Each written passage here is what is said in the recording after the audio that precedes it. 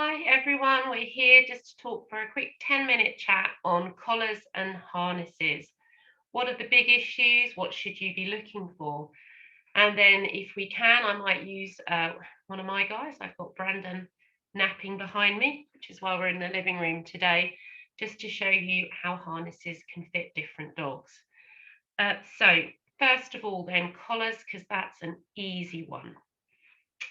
When you're looking at collars, this is Brandon's collar. I do prefer a leather collar or a collar that has certainly got a buckle fastening. Buckle fastenings like this, I just show you. You can see very clearly if they're going to fail, as opposed to the clip fastenings, which is the other sort. The other thing I use a collar for is to keep my dog's ID tags. They have flush ID tags, so they don't catch on anything. When you're looking at collars, the other thing I would look for is depth, width across the collar. The wider the collar, if there is ever any pressure on the throat, the more it's spread. The thinner the collar, the more it is going to act like a cheese wire and cut into them. So that's collars. Now, in terms of how you use them, what a collar gives you is control of your dog at the head end. So you've got control of the front end of the dog. And if you think about this, if you could fit a collar on the back end of a dog, it would be poor at controlling pulling, because the dog would entirely be ahead of you. I'm sure if I was more technical, I would use an analogy with front and rear wheel drive. So collars do have that advantage that there's control at the front end. However, they put pressure on the dog's throat, trachea, their soft tissues, and there is plenty of research out there now, which there wasn't 10, 15, 20 years ago. There's plenty of research now that tells us that a dog pulling into a collar is damaging their body. So from a health perspective, you do need to protect them from that. So as it happens, I do often walk Brandon just on a collar, because he walks with a loose lead.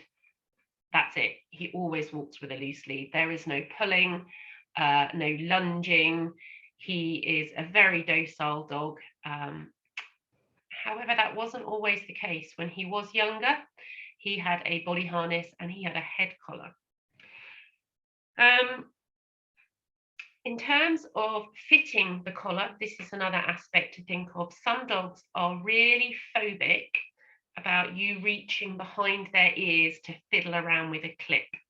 So if you have a collar with a clip, it has the advantage that you don't have to do all of this behind their ears, all of the fiddling around.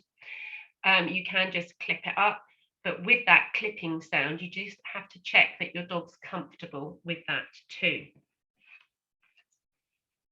So you will know some trainers will say you should train your dog on a collar because it prevents them from pulling, or it discourages them from pulling. In my experience, that is simply not true. If your dog is going to pull, they will pull, whether you have them on a collar or whether you have them on a harness. So you need to train your dog not to pull, and you certainly have to protect their physiology if they do pull by not walking them just on a collar. So if you're going to go for a harness, you've got a few different considerations. If you have a large breed dog, you need to check that your harness is sturdy enough that should they pull hard, the harness is going to withstand the pulling. You also need to make sure that you aren't using a harness that your dog can wriggle out of and escape from. So I'm just going to reach over behind Brandon here, who's napping on my pile of harnesses. Oh, more helpers are arriving. So this is actually Brandon's harness. You can see it's got a little bit high vis on it, and it does spread the load reasonably well, but it's not super sturdy. And if you had a dog of 30 kilos, 40 kilos lunging hard in one of these, I'm not sure it will do the job that you want. I'm just going to pause the recording now and show you what it's like when it's on. So I thought I'd just show you fitting this harness, just taking Granny's bunny off him. He has to put it on over his head. Not all dogs love things going over their head. He then has to have the body piece strapped around him. So there is some fiddling behind his back and he's super okay with it. And then it clips on there. So for this harness, you've got a D-ring quite high up near the head end. Branny, come close. Not too far down the back. The further down the back the D-ring for the attachment, your control is nearer the bottom end of the dog than the top end. I'm going to slip that straight off. So that is one style of harness that goes up and over the dog's head. Sweetheart, thank you. Would you lay down there, please? So, other considerations when you're buying a harness are to make sure that the harness sits a little below where the collar is pressing onto the dog's soft tissues.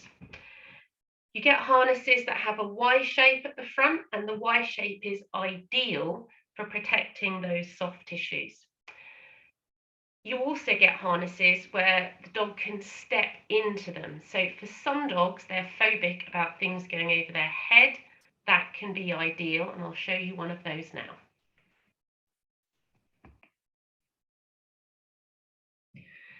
So this is a step-in harness, goes up around the dog's body. This is Lawrence's. Lawrence is quite phobic about having his paws handled. So it's a tough one. He's also phobic about things going over his head. So if you have a step-in harness, what you can do is invite your dog to step in. Loz, can you do paws in it? And because this is his mat, he will put his feet on it and hold position. For this harness, stand stay, you can have a front and a back harness attachment. So I can put a lead here on his chest, which is really good if I need to redirect him. And there is a back harness attachment there. So you can use a double lead attachment on your dog, or for this harness, you could use two separate leads. So the other thing I would think about with this style of harness is whether you have a single point of failure. And I think at the top here, there is a clip attachment that could potentially fail. So what you wouldn't want is just to have a lead on the front. You would want a lead on the back here as well. This is a really compact harness with a fitting really high at the top there. And if I ask Lawrence to turn, sweetie, let me use Primula. That makes anyone want to turn. Sit, sit.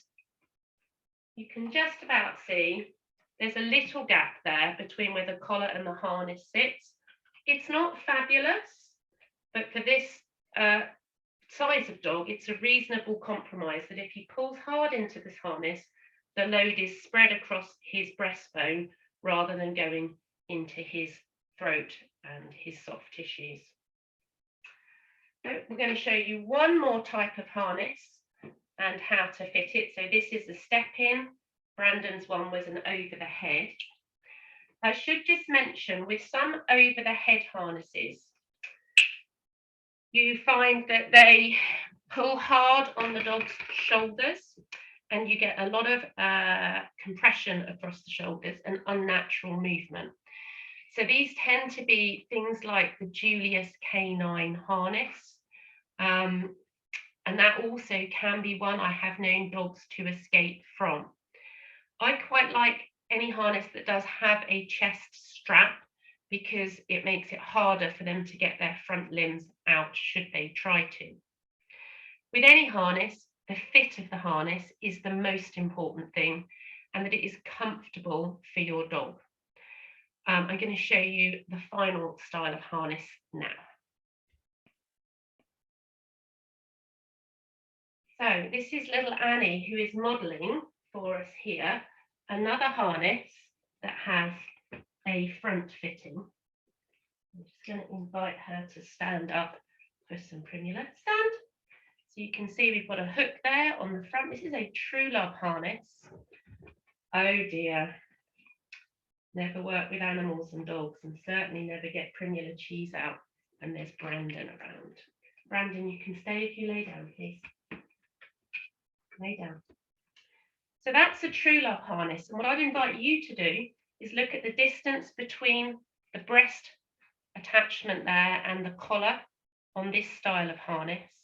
It has a handle on the back. I'm not a lover of that. But again, the attachment on the back is quite close to the head end of the dog. I'm going to slip that off now, and you will see as it comes off how tight it is over her ears. But luckily, Annie loves all of this. Quite unusual. She's like, do it again, do it again. So this is, oh, my coffee. This is the final style of harness. This is a perfect fit harness. She can't wait to put them on. Well, I'll tell you what it is. She's been putting harnesses on since she's been really teeny. And what that means is she's well socialized to it. Annie, stand. Annie, stand. Oh, I had a helper here that's showing me where I put my Primula. There we go. Stand. So Annie's just going to stand there. And a trick for fitting muzzles and harnesses and even head collars, just slightly in shot there. Can you see I've got the Primula between my knees? It's been a really useful one, that. So this is a perfect fit harness. And I'm going to show you why I think that's a particularly good fit. Can you see the gap between the chest attachment and the collar now? And this is where all her lovely soft tissues are that we want to protect when we fit a harness. This style of harness does also have a attachment there, which is really useful. It has a fairly short back, but it is, out of the harnesses I've shown you, the D-ring is further back. So as it happens, I don't love how far back that is for Annie. So for the most part, I am using her other harness for our lead walks at the moment. Sorry, sweetheart. You see how she doesn't want me touching her there? So I'm just going to say lead and clip that on and give her some cheese. So yeah, that back one, it's for me, it seems to facilitate them ignoring you and pulling ahead slightly. I will probably go back to using this. It's a little bit loose on these straps at the moment. So if she pulled hard, this would all slide one way or the other. And she looks like she doesn't particularly love that set of sensations either. So head-in harnesses, great if your dog is happy to do all of that wiggling. You can see that was much easier to get off over her ears than the True Love harness, which was this one that you saw her in originally. I guess my message to you about puppies would be, to start getting them putting harnesses on when they are young. Really doesn't matter so much the harness that you use when they're young, but what is important is they get used to having their harnesses on. Have some cheeses. Good girl. Just do this up, and then I'm going to pop Annie away with a toy, and we'll finish today's little session. So 1 second, everyone. So in terms of collars and harnesses, collars are really suitable for carrying ID tags. They are suitable to have on your dogs in the house should you need to move them or guide them from room to room. I recommend the leather buckle fitted collars because they tend to not fail catastrophically, and you can always see if the leather is starting to give.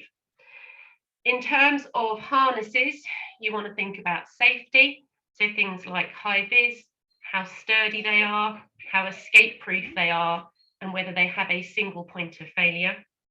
In terms of their behaviour in the harness, you would want to look at whether it's got a front or rear attachment D-ring and how far back on the harness that D-ring on their back is. Would also look for comfort, so whether their harness is padded or not, and how adjustable it is. On the last harness I showed you, with puppy Annie, you could see the perfect fit harness that she had on was a little loose around the chest fitting.